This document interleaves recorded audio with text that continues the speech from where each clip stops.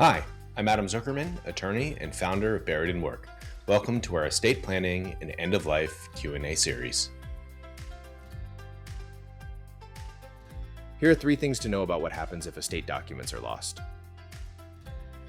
Let's start with the first thing to know. Lost documents usually mean delay, cost, and stress. Replacing deeds, titles, policies, and legal documents can take weeks or months. Next, here's the second point to remember.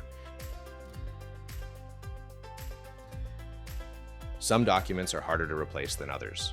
For example, a missing original will can create extra court steps, and missing beneficiary paperwork may require new claim forms and identity verification. And finally, here's the third point that is often overlooked.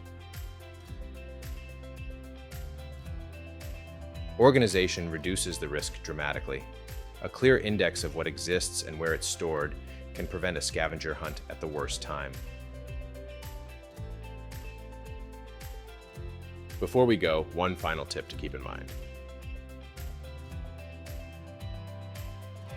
Even if documents can be replaced, the real cost is time and overwhelm when your family can least afford it. For more information about replacing key records, visit buriedinwork.com and open the Vital Records Information Hub. If you're considering an estate and end-of-life organization system, Buried in Work's Clear Kit is trusted by professionals and families nationwide.